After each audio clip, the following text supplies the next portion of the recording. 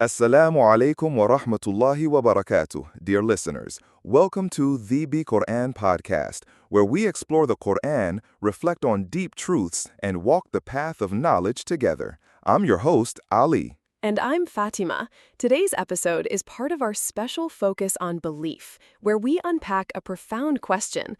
How do you find the right religion for yourself? We'll be walking through the rational foundations that guide our faith, starting from the search for truth, the use of intellect, and how the Quran invites us to reason, reflect, and arrive at certainty.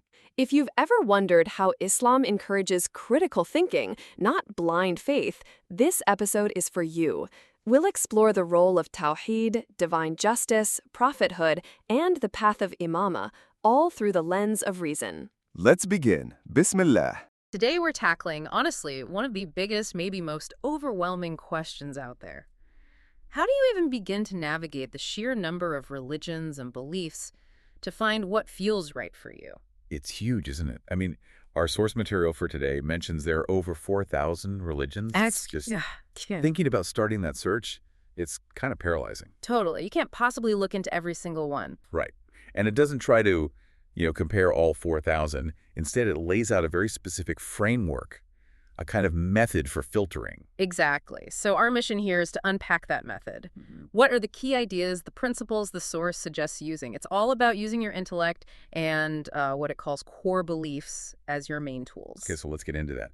The central idea from the source is that all religions of God, as they put it, share a common foundation. 3 core beliefs, sometimes with 2 added extensions. Pillars, sort of? Yeah, exactly. Pillars of faith from this viewpoint. And the first pillar, according to the source, is monotheism, Tawheed, the belief in just one God. Okay, one God. And the source argues this isn't just faith, it's intellectual. That's the claim. That reason, your intellect, leads you to conclude there must be a single creator. I mean, the argument goes, we didn't just sort of appear randomly. Right. Even if you accept something complex like evolution, the source would say, okay, but that intricate system itself points to an intelligent designer behind it all. Interesting. So that intellectual conclusion becomes step 1. Exactly. And it acts as a filter right away. According to this perspective, if your intellect points to one God, then you can immediately filter out belief systems that involve, say, idolatry or worshiping many gods. Or even those that deny a creator exists at all. Yeah. The source actually lumps atheism in here, classifying it almost like a type of religion in this context, and says it fails that first intellectual test of monotheism. Wow, okay. So potentially a huge number of options addressed right there. Now, you mentioned extensions. The source adds something to monotheism. Yes, the first extension is what the source calls the justice of Allah, or divine justice. And how does that connect? It's positioned as something intellect demands of that one God. If God is perfect and singular, the source argues, then reason dictates. He must also be absolutely just. It's not just an attribute, it's a logical necessity from their viewpoint. I see, and that becomes another filter. Precisely. So any religion, or even a specific sect, that seems to attribute injustice to God or denies that God must be just, well, according to this framework, you filter it out. Does he give examples? It does mention a historical one, the early Asherites. The source claims they held a view that God wasn't strictly bound by justice, that he could theoretically do anything, even something unjust. So that specific view would fail this justice filter. Okay, so it's really tying theological points directly to what it sees as rational conclusions. Very much so. All right, so we've got the nature of God, one, and just. What's the second main pillar? The second pillar is prophethood. So this is the belief that God doesn't just exist, he communicates. He sends messengers to guide humanity, show the right path. Okay, that makes sense. But why messengers? I mean, people often ask, why wouldn't God just, speak to everyone directly? The source tackles that head on. Yeah. The answer given is that God chose to work through specific representatives. It uses examples like Prophet Muhammad and his family, Muhammad, as the conduits for his message. Right, representatives. And then the source makes a related point, which might be a bit challenging for some perspectives. It argues, well, just like God chose representatives to communicate to us. Yeah. It follows logically within this framework that communication back to God worship, seeking guidance, should also flow through those same chosen individuals. It kind of pushes back against the idea that it's only you and God directly. Ah, okay. That adds another layer. Does that lead to the next extension you mentioned? It does. The second extension is imama. This is presented as following directly from prophethood.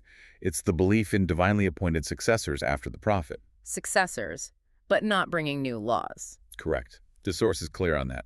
Their role, as defined here, isn't new revelation, but protecting the existing faith, guiding the community. And the intellectual argument. Similar logic again.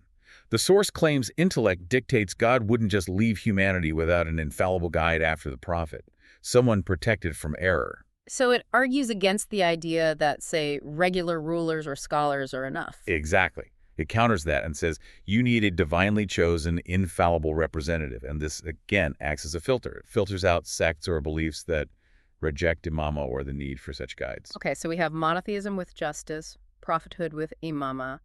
That leaves one more pillar. The third core pillar, yes. It's the day of judgment, the belief in an afterlife, a final reckoning. And the reasoning behind that one, how does intellect lead there, according to the source? It loops back to God being wise and purposeful.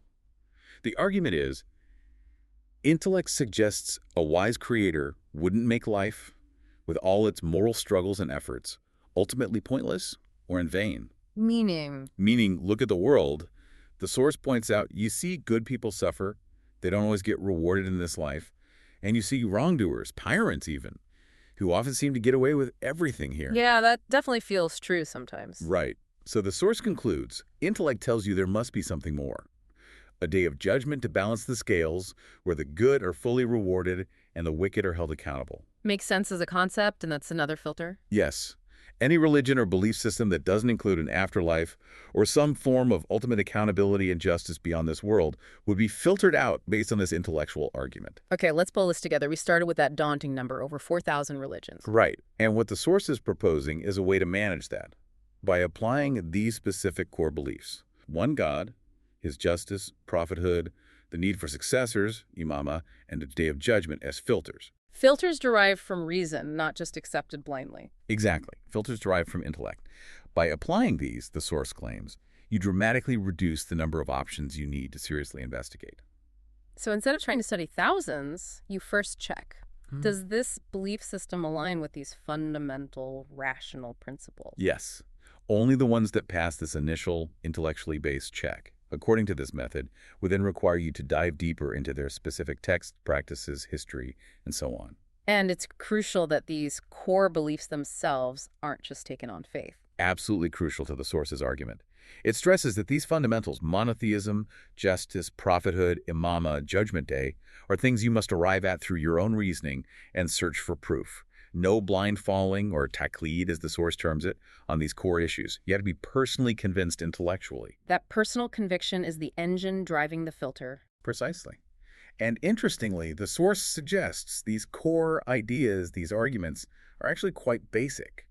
Simple enough, it claims, that even a young person, say a 15-year-old, could grasp the fundamentals. So what this deep dive shows us through the lens of the Thakleen source is one specific strategy for tackling that huge question of finding a belief system. Yeah, it's a very structured approach. Start with intellect, establish these core rational principles, and use them as your first pass filter. It prioritizes reason as the starting point, the initial guide through the complexity. Definitely offers a way to put some structure on what seems like an impossibly vast landscape of choices, a sequence of intellectual checkpoints. So thinking about this whole framework, here's something to leave you with, a thought to chew on. If, as this source suggests, the most fundamental truths about God and existence are meant to be understood through reason, through intellect, and are potentially accessible even at a fairly basic level, what might that imply about how we're expected to seek truth and about your own personal responsibility in that search?